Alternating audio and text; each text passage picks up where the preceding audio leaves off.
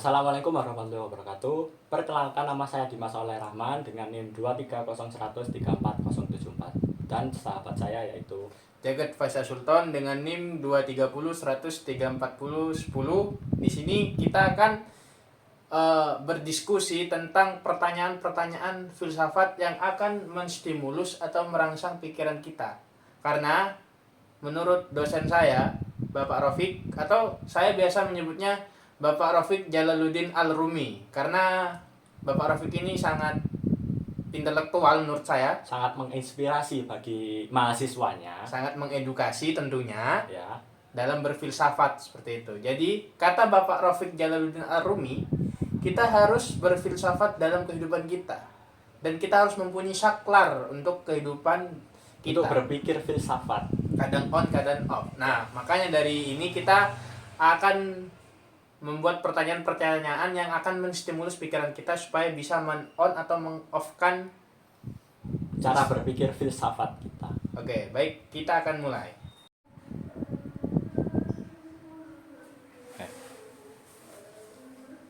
Oke, mulai. Ini satu pertanyaan untuk merangsang atau menstimulus pikiran kita untuk berfilsafat. Oke, pertanyaannya, ketika di suatu hutan, anggap saja hutan Amazon, ada suatu makhluk Tuhan, dua makhluk Tuhan, yaitu rusa dan singa. Singa itu merasa lapar dan ingin memakan makhluk Tuhan. Lalu singa tersebut mengejar rusa itu, dan singa itu berdoa kepada Tuhan, "Tuhan, izinkan aku memangsa rusa tersebut karena aku lapar." Tetapi karena rusa itu adalah makhluk Tuhan juga, rusa berdoa kepada Tuhan, "Tuhan, selamatkan aku dari singa tersebut karena aku ingin hidup lebih lama." Menurut Dimas, Tuhan akan menolong siapa, rusa atau singa? Oke. Menurut saya, Tuhan akan menolong kedua makhluk tersebut sesuai apa yang mereka usahakan. Misal, singa berdoa, "Ya Tuhan, aku ingin menangkap rusa tersebut." Dan Tuhan akan menguji singa tersebut, apakah usaha yang dilakukan singa tersebut untuk memakan rusa tersebut lebih keras daripada rusa tersebut melarikan diri daripada seekor singa. Menurut saya seperti itu. Jadi tergantung apa yang mereka usahakan. Jadi Tuhan akan menolong siapa yang berusaha. Ya.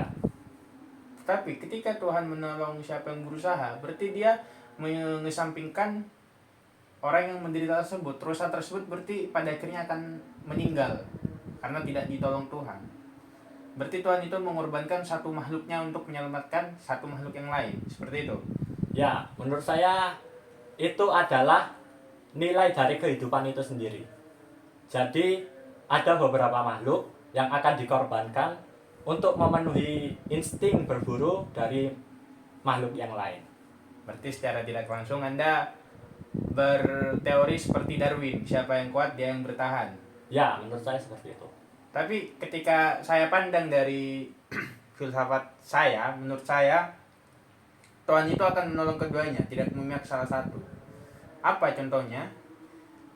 Tuhan itu akan menolong singa tersebut untuk merasa kenyang, dengan cara dia membiarkan singa tersebut menangkap si rusa.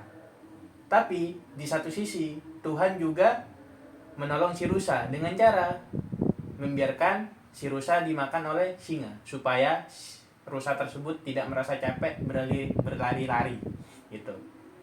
Oh, jadi kesimpulan Anda mengenai pertanyaan itu adalah siapa yang berusaha sedemikian keras, dia akan mendapatkan apa yang dia inginkan. Seperti itu. Betul. Karena Tuhan akan membantu singa untuk tidak kelaparan, dan Tuhan membantu rusa agar tidak kecapean berlari-lari terus. Seperti itu. Oke, saya paham. Tetapi perspektif kita ketika kita ubah, Tuhan itu maha baik karena Tuhan membantu singa tidak kelaparan dan rusa menjadi tidak kelelahan karena berlari. Seperti itu. Yang kedua adalah, menurut Anda apakah Tuhan memiliki kelebihan atau nilai-nilai untuk menyelamatkan makhluknya atau memudahkan makhluknya? Seperti kita sebagai manusia dan mereka sebagai hewan dan tumbuhan.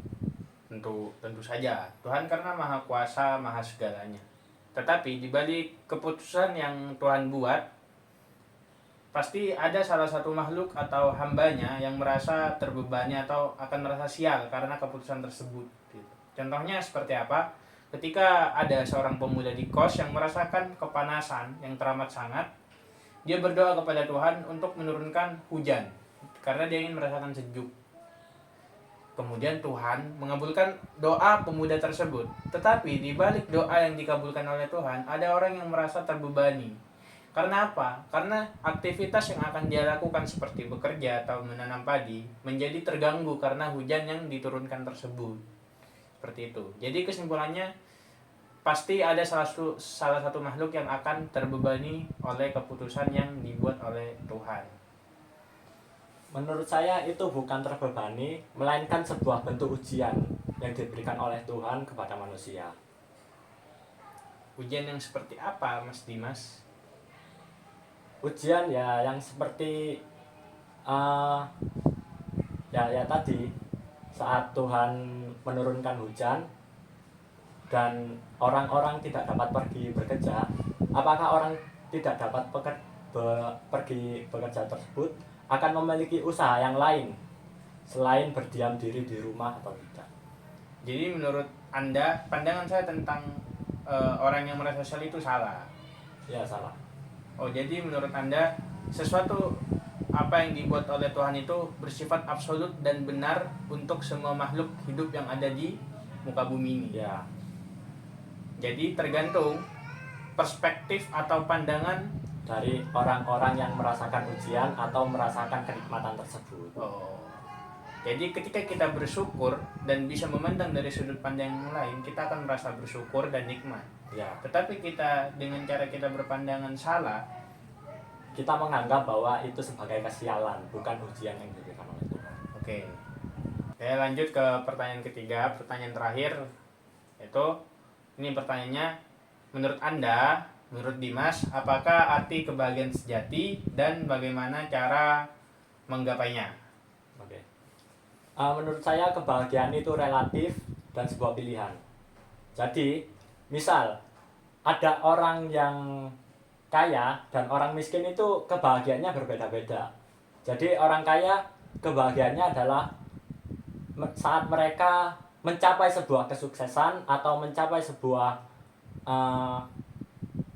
pendidikan yang lebih tinggi, sedangkan orang-orang miskin atau orang-orang berkemampuan rendah, kebahagiaannya itu hanya didasarkan pada dapat untuk membeli makan untuk keluarganya dan lain-lain, dapat memenuhi kebutuhan hidupnya dan lain-lain. Berarti Dimas setuju akan adanya kebahagiaan sejati?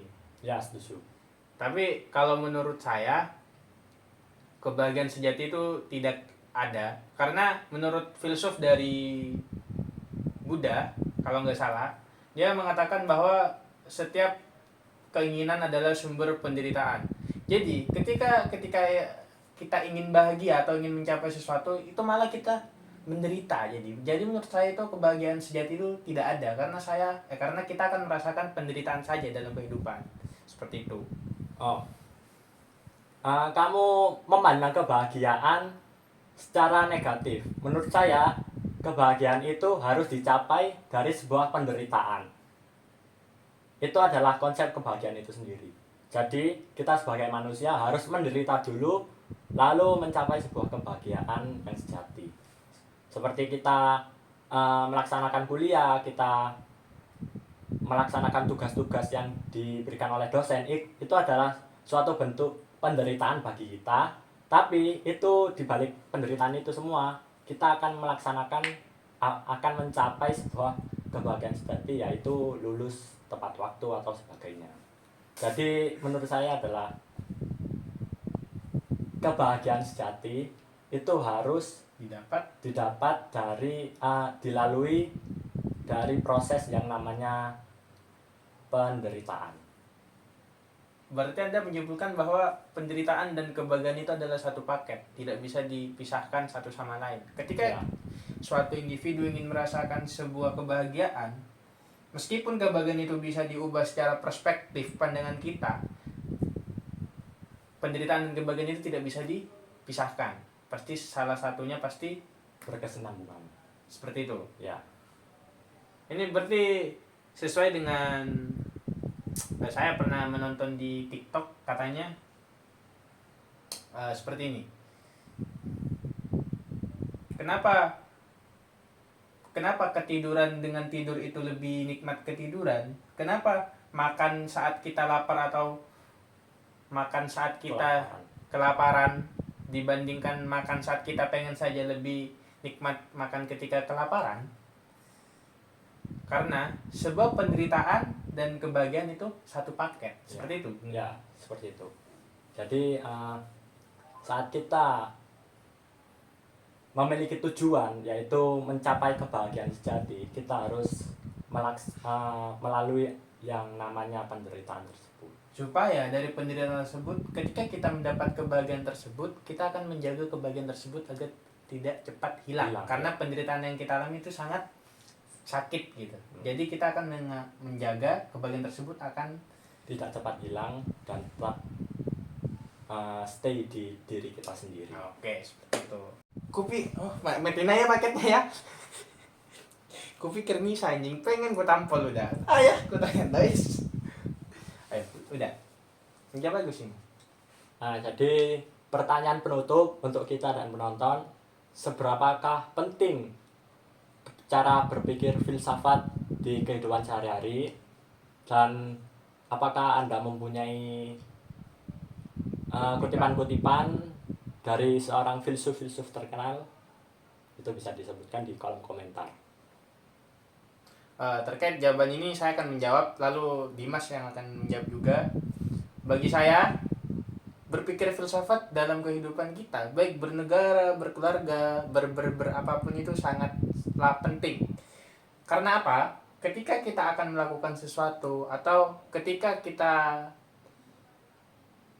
tertimpa sebuah musibah, kita harus mengkritisi kenapa musibah tersebut terjadi. Dengan apa kita berpikir kritis? Dengan cara kita berfilsafat. Jadi kita dapat tahu kenapa musibah itu bisa menimpa kita, kenapa kita harus melakukan hal tersebut. Seperti itu. Karena filsafat itu sangat penting untuk mengkritisi setiap kejadian yang terjadi di dalam kehidupan kita. Terkait kutipan yang saya pegang untuk kehidupan saya adalah kutipan dari Fahrudin Faiz, seorang filsuf Islam dari Indonesia. Dia mengatakan, selama sifatnya masih duniawi, pasti akan ada solusi dan obatnya. Dan kehidupan sifatnya dinamis, akan berubah seiring berjalannya waktu. Apa maknanya? Ketika kalian merasakan sebuah pengkhianatan, depresi, putus asa, dan kalian merasa sedih karena diputusin pacarnya, atau kalian dijauhi oleh teman kuliah, Anda jangan bersedih. Anda cukup diam saja, cukup renungi, tidak usah berbuat macam-macam, tidak usah galau gini-gini, tidak usah. Karena hidup itu bersifat dinamis, akan berubah dengan seiring berjalannya waktu. Karena ketika kita diam, itu juga adalah solusi. Daripada kita mabuk-mabukan, ke diskotik, bunuh diri, itu tidak boleh. Seperti itu kutipan yang saya pegang selama ini. Lanjut, Dimas. Jawaban saya kurang lebih sama dengan Jagat, yaitu sangat penting untuk kita merealisasikan cara berpikir secara filsafat. Karena filsafat itu sendiri adalah sumber dari ilmu dan sumber dari pengetahuan. Untuk kutipan saya yang saya pegang adalah